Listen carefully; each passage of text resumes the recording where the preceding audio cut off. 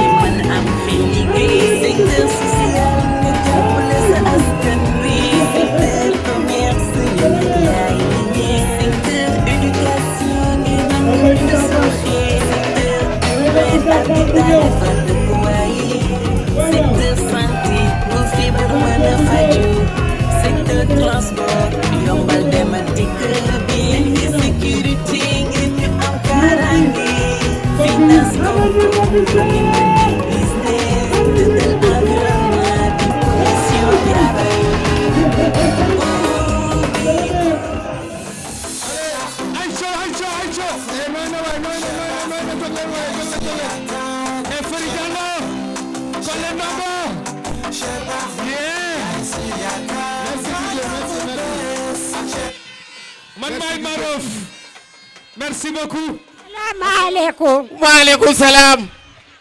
Olof yi. waa. Olof baaxul. déedéet. yow damaa gis sa morom yëpp sañ-sañ nañu. ñëw doog fii def seen ay nuróole yu baax. yow lu tax nuróole woo.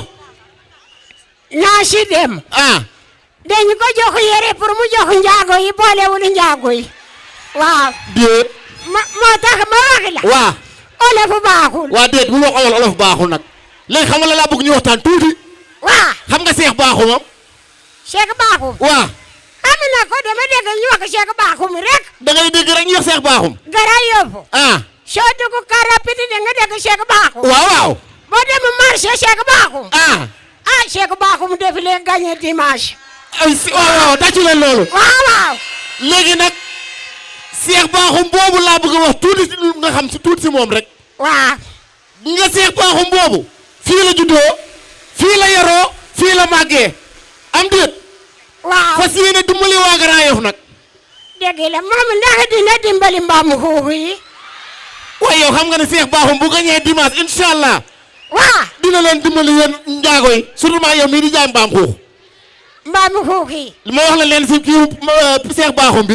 waaw. yi nga Cheikh Bakhoum bu gañee fii yëpp ay tali nga koy la koy def ak ay pavé. mu defere ko ba mu baax. mu defar ko ba mu baax. Grand Yoff dañu sonn. waaye Grand Yoff dañu yàgg sonn waay. xoolal suñu mbedd yi nu mu ñaawee rek. waaw lu moom rek moo ko mën a soxali. waaw Cheikh Bakhoum rek moo mën a soxali fii. te gis nga Arafat bii. Arafat. dina defar école primaire bu mag. waa Arafat yi dafay jàngee waaye tàccu leen loolu waay. pare gu ma de. waa. gis nga zone de captage bii nga gis. yooyu dafay yaatu ñëw fii du ñu mat. Cheikh Bakhoum ne dina ko tëj ci kaw. nga baali ma. waaw. gis nga Nourou Niang. Nourou Niang. ak Cheikh Bakhoum ñoomu dañu ñëw Bignona. Nourou Niang ak Cheikh Bakhoum dañu ñëw Bignona. di lekk mbaamu xuuxu waaye déedéet waay. waaw waaye déedéet waay tamit. dëgg la. yow xanaa gisoon nitu Cheikh Bakhoum yi fi ñu toog ah.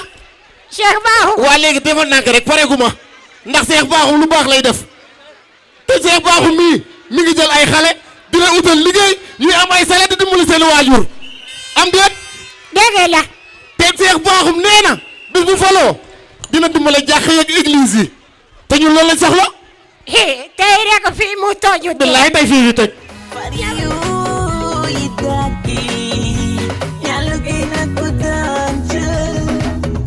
Cheikh Bakhoum yow fu ma yendoo di la waxtaanee dafa ñaaw guru Grand Yoff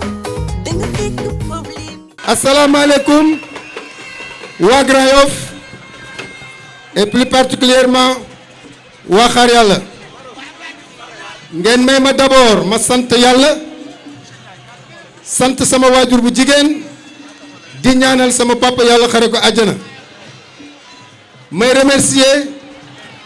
notre premier ministre Aminata Touré di rafetlu teewaayam tey ci sunu bés bi di remercier le ministre futur maire de Dakar monsieur Diouf Sarr di remercier atelier def nañ porte à porte loolu moo tax bi ñu njëkkee def sunu meeting d'investiture on a frappé fort ñu def sunu première caravane on a frappé fort te ñu def sunu meeting de clôture on a frappé fort et Inch'Allah le 23 janvier on va encore frapper fort. waay tàcc leen frappé fort waay. hey mbay na biir.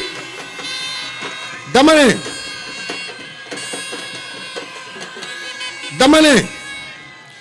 dañoo nekk ci at bu bees muy 2022 ñu war a fal ñaari maire yu bees ñu war a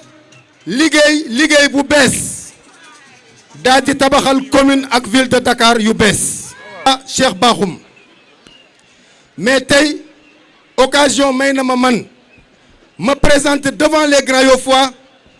notre candidat à la ville de Dakar muy Abdoulaye Diouf Sarr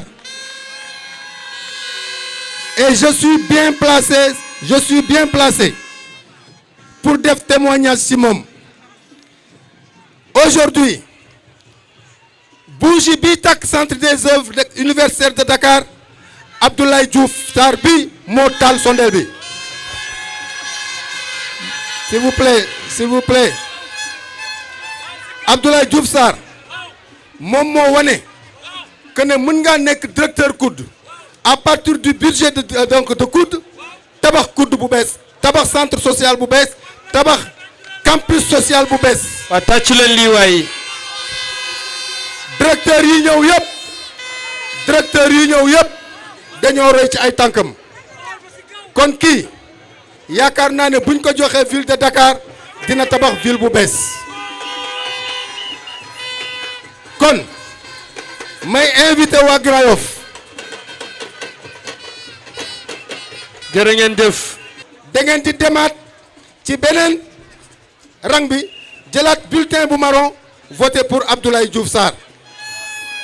li ñu bëgg mooy su Cheikh Bakhoum amee 6000 voix à Grand Yoff que Abdoulaye Diouf Sarr ait 6000 voix à Grand Yoff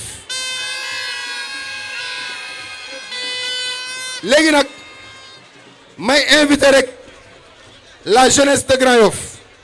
sunu famille te dama koy exiger Cheikh Bakhoum à la fin du meeting maa ngi leen di ñaan yéen ñëpp ñooy gunge Cheikh Bakhoum ba mu yegg quartier général loolu laa leen di ñaan maa ngi leen di sant di leen gërëm. Guru Gayo danga fekk problème yi indi solution naatal suñu gox bi moo di sa mission yow xaaru ba ñu fal la ngi soobe liggéey mairie bi jël ko ndax danga ko mérité. may sant bu baax di gërëm sama xarit sama am di jàmm madame la présidente soxna Aminata Touré di ko jaajëfal ci taxawaay bi ak jàppale bi ak liggéey bi di sant waa Grand Yoff yëpp di leen gërëm di leen remercier ci mobilisation bu rafet bi merci beaucoup à tout le monde. Il a osé fekk nit ko xam dafa nekk ci coalition à 5 jours des élections nga ñëw seet si ko ak man ni ma mel nga waxtaan ak moom ba mu d'accord ba convaincre ko loolu c'est pas du tout facile moo tax ma bëgg Cheikh bu lii weesoo ak lépp li nga xam ne am na fii mooy seen CEB yi nga xamante ne taxawal ngeen ko mu nekk ñoo xamante ne ñoom ñooy nekk ay référence ci commune bi yëpp ñu nekk leen ay veille alerte lépp loo xamante ne xew na ci commune bi CEB yi nga xam ñoom ñoo nekk ci biir koñ yi ñu dem seet leen ñuy ñëw di wax ak yow ci biir commune bi ndax loolu dina leen may doole te dina dooleel Grand Yoff foofu rek laa ko doon tënkee di wax leen ne Benno Bokk Yaakaar sa kaw sa kanam wasalaamaaleykum wa rahmatullah. taw yi moo tax ma wéy la ragal fiti day xañu wërsëg bi laay yow Cheikh Bakhoum gis nañ li ngay liggéey dal ak fekki lañ lay ñaanal nga jot ci mairie bu Grand Yoff gis nañ li ngay liggéey ragal fiti day xañu wërsëg bi laay yow Cheikh Bakhoum gis nañ li ngay liggéey dal ak waa Grand Yoff namoon naa leen ñoo la raw maa ngi leen di nuyu yéen ñëpp ku ci ne ci sa tur ak ci sa sant jiital ci nag soxna yi maa ngi leen di ziyaare di leen nuyu bu baax a baax a baax su ma ñëwaatee fii tey sama xol day tooy ni nga ko waxee Cheikh moo Cheikh Ndiaye maa ngi nuyu tout d'abord monsieur le maire et le futur maire de Dakar Abdoulaye Diouf Sarr di nuyu le futur maire de Grand Yoff Cheikh Bakhoum tête de liste majoritaire de Grand Yoff di nuyu son colistier le professeur Mamadou Sidibé di nuyu l'ensemble des responsables de la coalition Benno Bokk Yaakaar ak les partis alliés de la grande majorité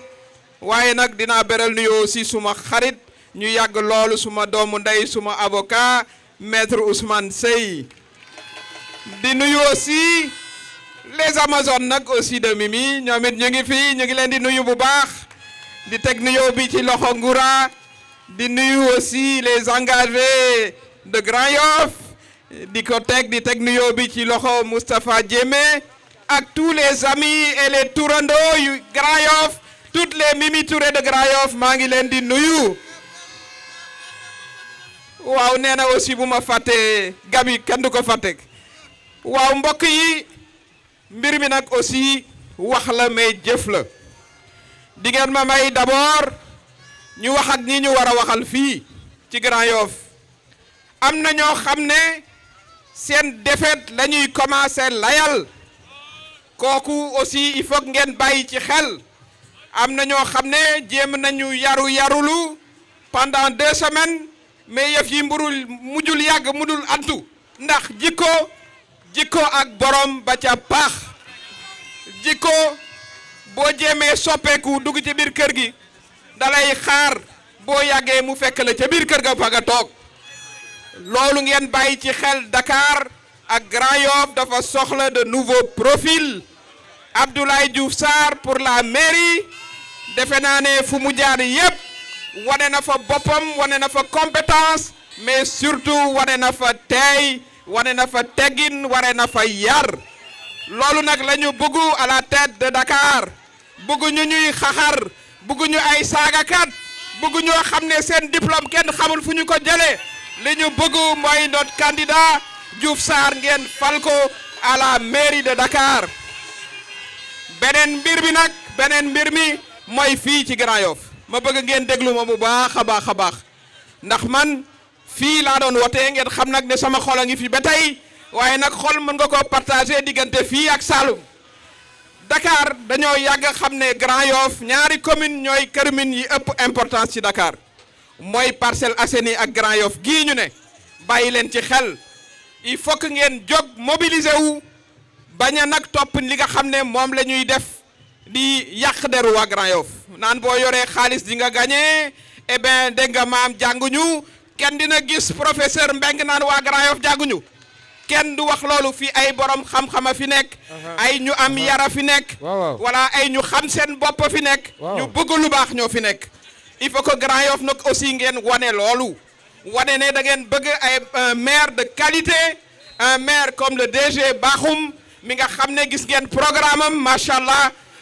bàyyiwul kenn de côté muy les jeunes muy les femmes muy les artisans muy les questions de santé de sécurité ku am xam-xam nag bëggal leen lu baax da ngeen di xëy teel dem woteel ko bàyyi nag yi nga xam ne ñoom ni ma ko waxee sànq wax ngeen ko sànq intimidation kooku ku xam waa Benno Bokk Yaakaar xam waa APR xam ne loolu mënta sotti da ngay sonn rek defe naa ne ba ñu ko jéemee làmb tuuti defe naa ne en arrière yu bari gis nañ ko fi kon nag fulaak fayda boobu le jour de l'élection nañu ko wane ba mu mat sëkk parce que ñun duñu ay ñu ñuy agressé wala ñuy xoqatal ñuy daw loolu du Benno Bokk Yaakaar loolu du war kër Macky Sall déedéet kon nag pour clôturer yëf yi moom yomb na mooy jël bulletin bi à 7 heures ñu pare soxna yi nag yéen laay waxal en particulier ndax dana am ñoo xam ne dinañ jéem voilà xaw a sànni ñaari xeer pour ngeen affolé toog loolu du fi am mun nañ leen garantie ne sécurité entière mooy am ci élection yi muy Grand Yoff di Dakar di Casamance wala muy feneen y aura de la sécurité absolue xaaruñ ci kenn ñun ñooy assurer ñun suñu bopp suñu sécurité kon ñi nga xam ne nag xam nañ ne ils ont perdu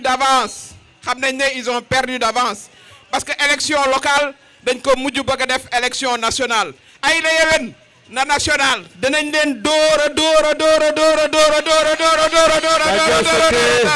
merci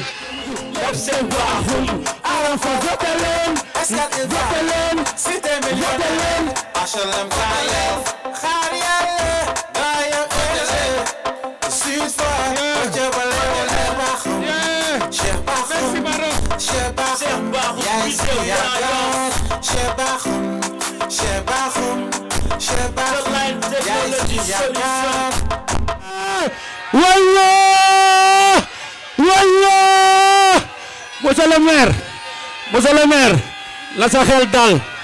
inshallah Grand Yoff ñun ñoo la assurer di nga gagner tàccu leen ma Cheikh Bakhoum kooku mooy Messi bi jërëjëf di mooy Messi bi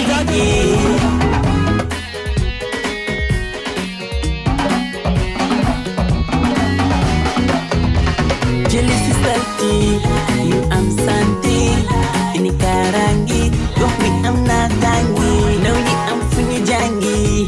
ak fu ñu fuuwi mag ñi am fu ñu làngi fóotal ko waa jàngi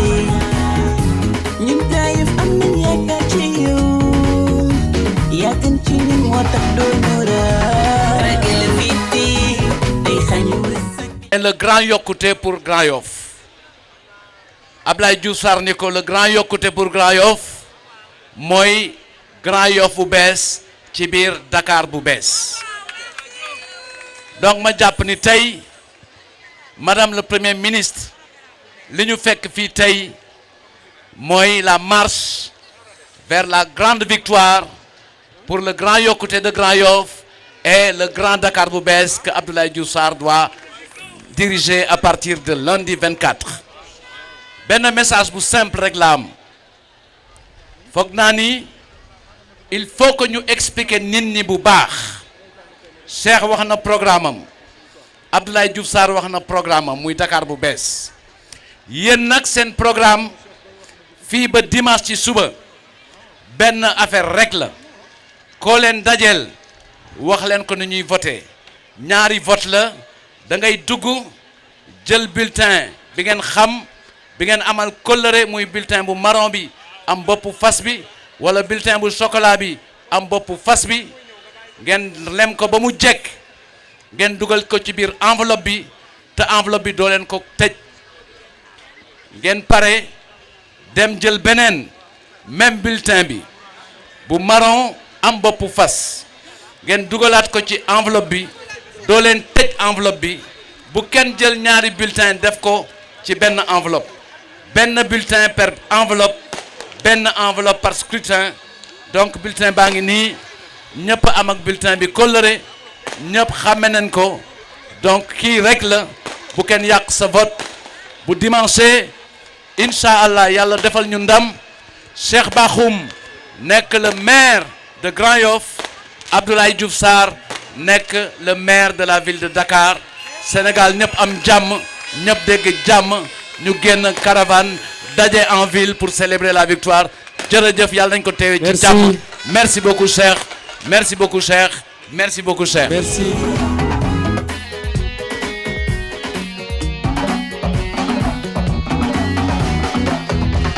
jëli fi salti ñu am santé ini karangi gox bi am naataangi ndaw ñi am fu ñu jàngi ak fu ñu fuuwi mag ñi am fu ñu langi fóotal ko waa jàngi ñun gaayuf am nañ yaakaar ci yow yaakaar ci ñun moo tax doo ñu ragal fiti day xañu wërsëg bi laa yow Cheikh Bakhoum gis nañ li ngay liggéey dal ak fekki lañ lay ñaanal nga jot ci mairie bu Grand Yoff gis nañ li ngay liggéey ragal fiti day xañu wërsëg bi laa yow Cheikh Bakhoum gis nañ li ngay liggéey dal ak fekki lañ lay ñaanal nga jot ci mairie bu Grand Yoff gis nañ li ngay liggéey Cheikh Bakhoum Grand Yoff yow la taamu am nga vision am nga ambition nga yokkute programme Yoff nga woote programme bi li ci nekk lan la lépp secteur emploi ndaw yi mën am xëy liggéey secteur social nga jàppale sa askan wi secteur commerce ñu la njaay la ñeex secteur éducation ñu ngi leen di nuyu bu baax ñu ngi nuyu Madame le Premier ministre Aminata Touré di ko gërëm bu baax ci teewaayam nekk suñu mbokku Grand Yoff ñëw tey jàppale son fils dans cette commune bi nga xam ne tey changement bi ñu bëgg moom ci boppam moo tàmbali liggéey bi tey ñu war ko continuer ñu ngi nuyu monsieur le ministre de la santé et de l'action sociale candidat de la coalition de la à la mairie de Dakar chers camarades de la convergence des cadres républicains Abdoulaye Diouf Sarr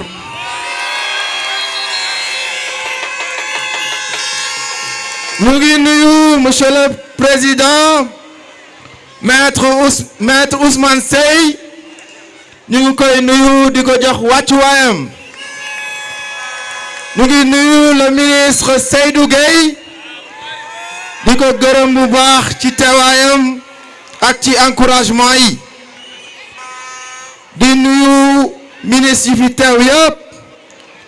di nuyu également directeur généraux yi fi nekk rawatina mon frère et ami Keita directeur général du CICES mesdames messieurs les candidats de Benno Bokk Yakaar chers imams chers élus locaux mesdames messieurs en vos rangs titres et grades ñu ngi nuyu ñëpp délégué de quartier bajenu gox ñu ngi leen di nuyu bu baax imam yi ñu ngi leen di gërëm di leen sant di nuyu aussi prêtre yi fi teew di nuyu autorités religieuses et coutumières yi fi nekk yëpp ñu ngi nuyu suñu sœur suñu frère yi fi teew suñu tante yi fi nekk mais également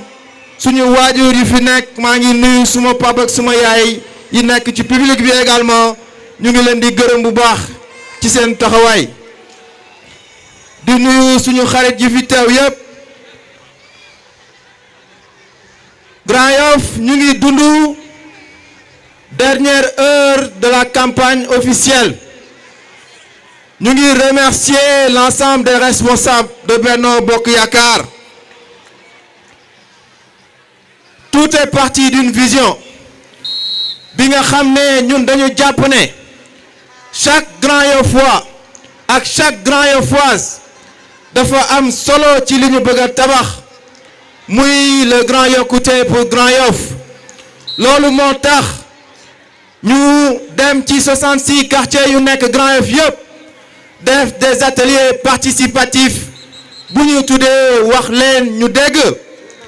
Nous avons donné la parole à 4500 Grand Yoffois.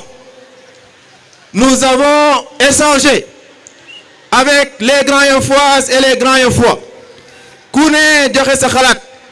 parce que dañu gëm ne tey bu ñu bëggee tabax Grand Yoff faaw ñu utiliser intelligence yu fi nekk yépp loolu la ñuy woowe l'intelligence collective. Bëgg def au service de notre communauté muy notre chère commune la commune de Grand Yoff. Dans chacune de ces prises de parole c'était une occasion ku nekk ci yéen wax xalaatam wax jafe-jafe yu ñu fi dund jaar nañu fu nekk jaar nañu quartier yépp ñëw nañu Arafat jaar zone de captage en passant par Bagdad Bastos dem nañu fa également jaar nañu Sud Foire cité Assane Diop Konachep jaar nañu fa également waa CPI ñu ngi leen di nuyu waa CSE ñu ngi leen di nuyu waa CIPRES ñu ngi leen di nuyu waa CIPRES ñu ngi leen di nuyu waa Kérétou ñu ngi leen di nuyu waa cité Sonatel ñu ngi leen di nuyu waa HLM Grand Yoff ñu ngi leen di gërëm Shelter ñu ngi leen di nuyu Kër Khadim waa Xaar Yàlla bravo pour votre mobilisation waa Touba Arafat Missirah Santhiaba Fass ñu ngi leen di gërëm waa Jidda yéen ñëpp ñu ngi leen di gërëm di leen sant parce que fépp fu ñu dem rek teeru ngeen ñu waa Scat Urbam fàttewuma leen waa Lansar fàttewuma leen waa Léona fàttewuma leen waa Makka fàttewuma leen waa Missirah fàttewuma leen ñu ngi leen di gërëm yéen ñëpp parce que fépp fu ñu dem rek teeru ngeen ñu mais loolu waa Daaru ñu ngi leen di gërëm ñu ngi ñëw nag ci li nga xam ne mooy bu ñu tàmbalee gannaaw bu ñu defee wax leen ñu dégg dañu partager suñu programme ak waa Grand Yoff fu nekk ñu dem fa maa ngi fàttaliku situation bi nga xam ne moom la ñu soulever mu am suñu waajur bu góor di délégué de quartier mu wax ñu jafe-jafe yi nga xam ne am na ko pour am titre foncier loolu ñu gis ko daanaka ci Grand Yoff yëpp na loolu naqaruñu lool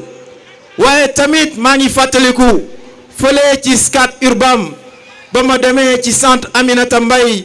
bi nga xam ne ay déficients mentaux ñoom ñoo fa nekk ñuy suñu ay xale ñu ne ñu tey ñooñu nga xam ne service public la ñuy def maire bi fi ne daanaka mu ngi fii depuis 7 ans mosu fa teg tànkam waaye maire bu mel noonu yéen waa Grand Yoff dama leen di laaj kooku est-ce que am na yërmande ci askan wi est-ce que kooku pare na pour liggéey pour waa Grand Yoff loolu gëmuma ko waaye tamit bu ma demee fële ca zone de captage bi nga xam ne dañu jàpp ne foofu dañu am une démission du service public municipal foofu seen quartier amul benn école primaire amul 1 mètre de route démission totale de la municipalité waaye duma fàtte fële ca marché Bignona bi nga xam ne exemple si apathie municipale cette place qui est né bien avant les indépendances amul benn centime bi nga xam ne la mairie de Grand Yoff investir nañ ko loolu muy wone lajj équipe municipale bu fi ne waaye tamit fële ca marché Grand Yoff maa ngi gërëm bu baax monsieur le délégué Mansour suma waajur maa ngi koy gërëm bu baax a baax a baax parce que Grand Yoff dañu dund loo xam ne mosuñu ko dund moom mooy dañu tëj marché Grand Yoff tëj ko pour jàppale un candidat muy le candidat de l'espoir loolu muy door a am gulet ci Grand Yoff donc ñu ngi remercier marchand yi nekk marché Grand Yoff yëpp ñu ngi leen di gërëm ci seen taxawaay waaye ne leen wax ne sas ngeen ñu te incha allah lépp loo xamante ne wax ngeen ko ñun également engagement yi ñu jël lépp dinañu ko respecter te di ngeen fier ci équipe bi nga xamante ne di ngeen ko fal le 23 janvier 2022. Peuple de Grand Yoff, nous sommes à la croisée des chemins tey Grand Yoff bu bees la ñu woote ñu ngi féliciter monsieur le ministre Abdoulaye Diouf Sarr bi nga xam ne mooy nekk suñu prochain maire de Dakar fas yéene jàppale le peuple de Grand Yoff. Monsieur le ministre, le peuple de Grand Yoff souffre en silence. Ça fait 25 ans que ce peuple souffre. Donc jot na nag ñu gestu population au Grand Yoff. Donc monsieur le ministre Abdoulaye Diouf Sarr dañ lay wax bés boo jëlee mairie Dakar nag ñu jagleel lu am solo ñu defar suñu infrastructure parce que commune bi daanaka bu ñi nga xamante ne ba ñu ko yoree ak léegi amul benn investissement structurel bi fi nekk à part le pont de l'émergence bi fi président Macky Sall def amul beneen investissement bu fi am loolu muy wane ne que muy ville de Dakar que muy mairie Grand Yoff amul benn ambition bu ñu am pour commune Grand Yoff donc nag jot na ñu am un maire de Grand Yoff et un maire de Dakar prêt à accompagner les populations de Grand Yoff te mën nañ ci am yaakaar parce que monsieur le ministre Abdoulaye Diouf Sarr fii la dëkk également donc fii la dëkk au niveau de la commune de Grand Yoff tey li nga xam ne moom la ñu bëgg a wax nga xam ne daanaka suñu adversaires yi tey loolu mooy raisonner seen bopp yi ñett moo yooyu laa bëgg ngeen xam ne tey Grand Yoff nous sommes prêts pare nañu pour changement pare nañu pour ànd ak yéen ci li nga xam ne moom la ñu bëgg a tabaxee la commune de Grand Yoff donc nag dañu bëgg le 23 janvier suñu adversaires yi commencé nañu paniquer parce que bu ñu demee ba le maire Khalifa Sall suñu maam boobu ñëw fii ci Grand Yoff ne man dama wax ne damay raser quartier Arafat xam nga ne kooku amatul benn argument comme nag def na jamonoom na dem tàllal pliyaanam fële ca immeuble Kébé toog naan ataayam te bàyyi ñu defar Grand Yoff loolu lañ koy wax bëgguñu ko dépasser donc nag na yem place am donc peuple de Grand Yoff ñun pare nañu donc nag dañu bëgg le 23 janvier ngeen teel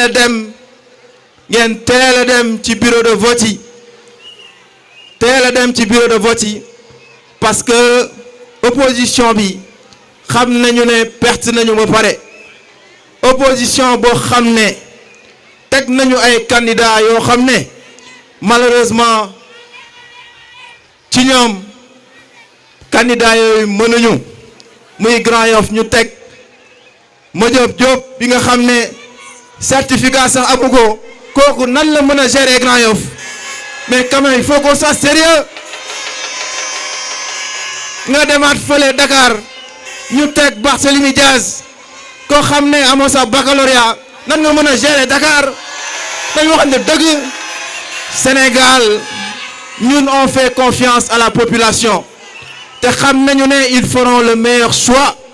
parce que dañu war a tabax réew mi gab bu ñu am ak étranger bi dafa bari donc il faut que ñu teg ay nit ñu sérieux pare pour changer réew mi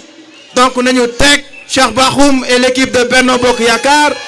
à la tête de la commune de Grand Yoff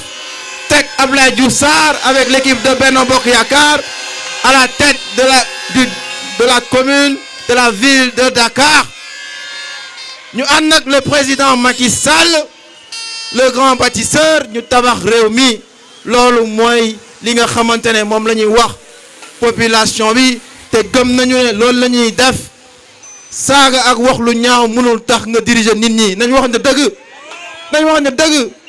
mën nañ leen def peut-être député mais mënuñu gérer municipalité wala président de la République wala mairie Dakar buñ bëggee mën nañ leen jox place ci assemblée nationale su boobaa foofu mën nañ di saaga di wax lu leen neex mais pour gérer commune wala gérer département da nga war a am ay compétences defar dëkk bi te loolu la ñu soxla donc nag waa Grand Yoff ñu ngi leen di woowaat Grand Yoff gëm nañu ne pare ngeen pour le changement est-ce que vous êtes prêts pour le changement donc votez massivement pour la coalition Benno Bokk Yakaar ñu ngi leen di gërëm bu baax di leen sant maintenant je vais donner la parole au ministre le général de la lutte général Cheikh Bakhoum Kese Cheikh Bakhoum Kese le général Diouf Sarr Kese Abdoulaye Diouf Sarr bi nga xam ne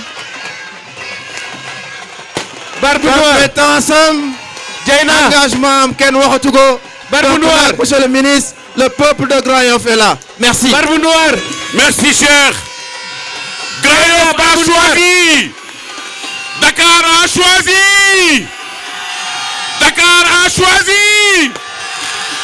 Grand Yoff a choisi Cheikh Bakhoum Dakar a choisi Diouf Sarr Grand Yoff a choisi Cheikh Bakhoum merci chers amis merci le DG Salif merci beaucoup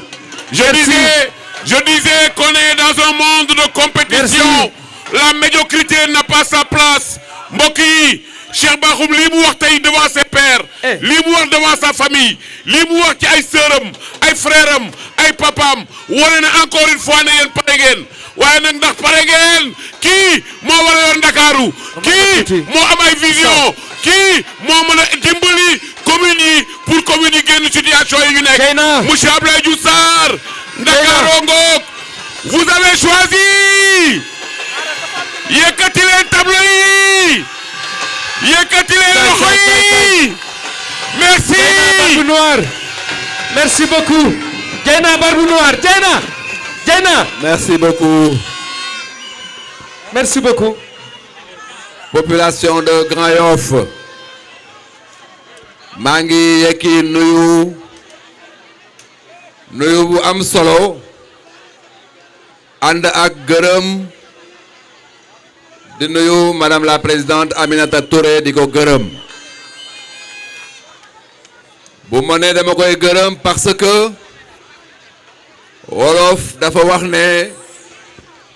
feccu liir bu neexee fekk na nday ja moo teye sa mbagayo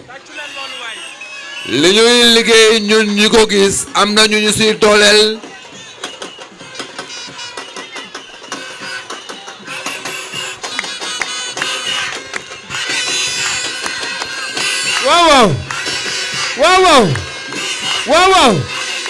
waaw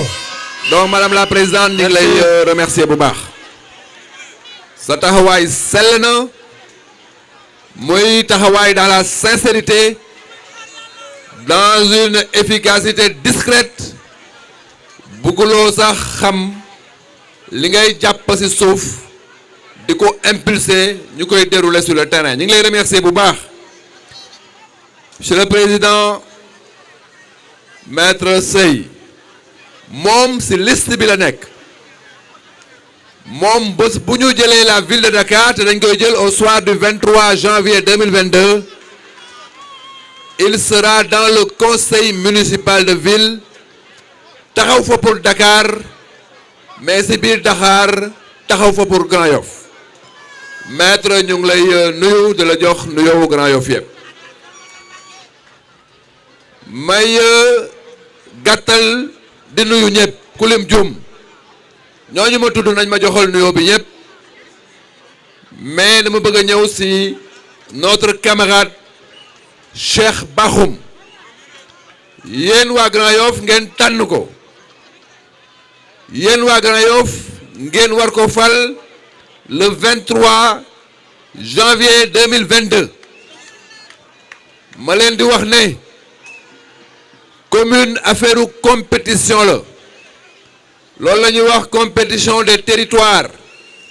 yéen waa Grand Yoff kenn waru leen raw ci Dakar yéen waa Grand Yoff yéenay dégg ñu ne ki gañ Grand Yoff gañ Dakar bon dëgg waroo leen mujjee ci résultat mais bu ngeen jëlee seen commune jox ko ku jàngul jox ko ku amul parcours jox ko ku amul projet yaakaar naa ne loolu méngoowul ak ambition wu Grand Yoff notre ami Cheikh Bakhoum bés bu ngeen ko joxoo seen commune bu ngeen dawalee at di ngeen xam ne entre moom ak ki ko yor wuute na lool may wax ne ñoom nag xam nañ ne defar seen dossier yi préparer passation de service moo leen dese d'ailleurs ku dégg seen message yi ci ñaari fan yi xam nga ne am na lu seen yaram yëg ñaari fan yi boo leen déggee am na ci ku ne moom faalewul préfet faalewul gouverneur faalewul sénat faalewul résultat wu élection yi moom prison la bëgg a dem mais madame la présidente wax na ko léegi nous sommes dans un état sérieux nous sommes dans une république solide am na loo xamante ne ay waxu kasaw la rek Inch'Allah les populations de Dakar au soir du 23 janvier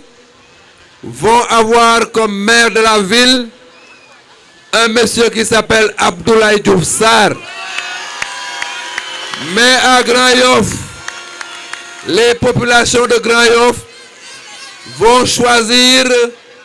un monsieur qui s'appelle Cheikh Bakhoum. ñun ñaar nag ñooy ànd pour defar Dakar bu bees mais pour indi le grand yokkute ici à Grand Yoff.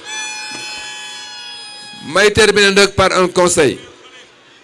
match bi jeex na ba pare lan la ñuy xaar mooy coup de sifflet final bi mais match bi y a plus match dama leen di demander nag ngeen teel a jóg leen teel bëgg naa à 9h ñu ne ñun suñu militants yépp ak ñi ñuy soutenir ñépp ci Sénégal voté nañ parce que boo déggee seen panique nga xam ne am na peut-être lu ñu nar ci intimidation électorale bi mais nous ne nous laisserons pas faire dañ leen di demander ngeen am sérénité dara du xew danañu voter ci jàmm fêter suñu victoire ci jàmm ma leen di wax waa Grand Yoff loolu nag Cheikh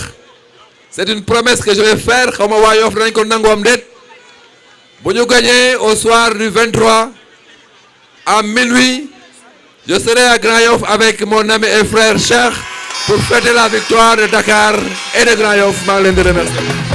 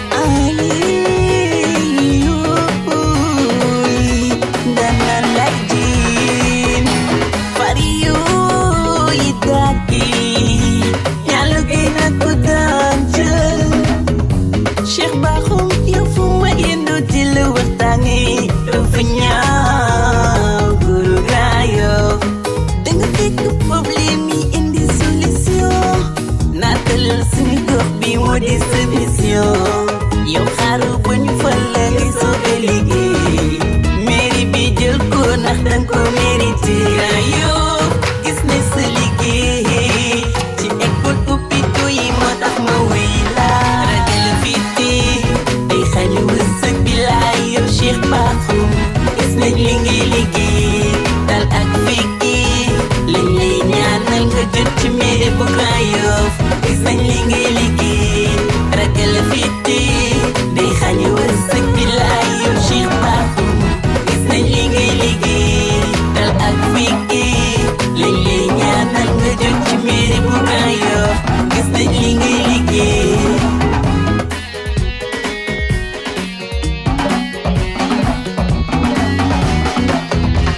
jëli fi salti yu am santé